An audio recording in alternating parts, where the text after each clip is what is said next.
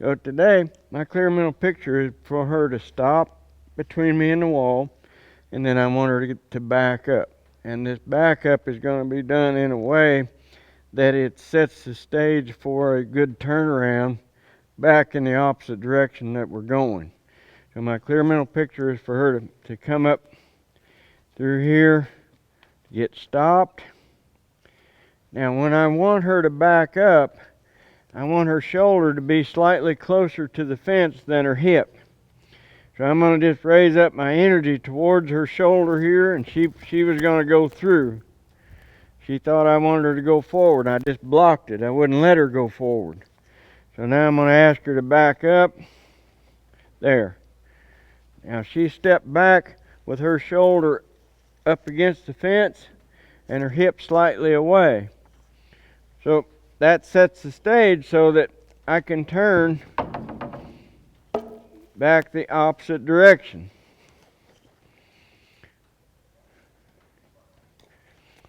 We get stopped here. I think about backing up. There we go. Now she's listening. She backed up with her shoulder slightly closer to the wall than her hip, and she's prepared to turn to the right here this time. Send her on around.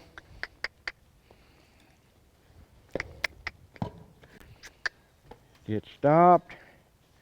Now that time she was turning before I told her to turn. So when I see that anticipation take over, this is what really the whole point of all of these exercises is we've got to recognize when the horse has stopped listening and started taking over. So I didn't tell her to come off over here, so she's wrong. So when I set her up here again and get stopped, this time she's listening. This time she's not trying to take. Now she took over, so I'm going to send her on through. Take her hip away. Send her back through. Just get stopped.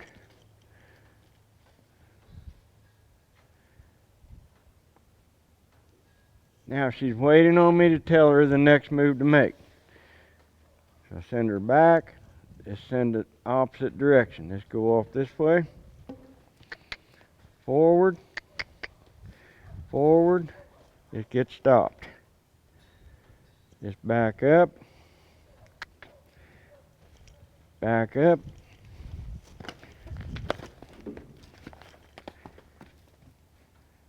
She was thinking about going forward. She was thinking about going behind me.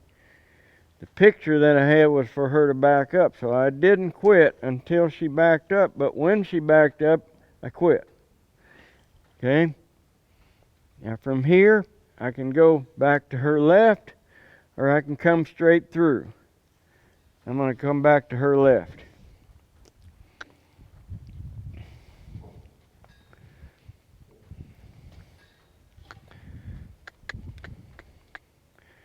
This time she didn't come through, so I sent her on through.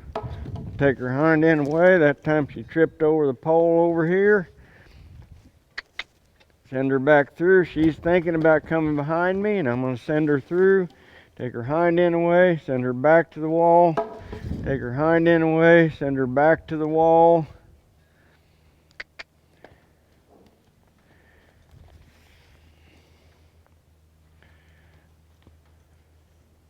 Now she's back.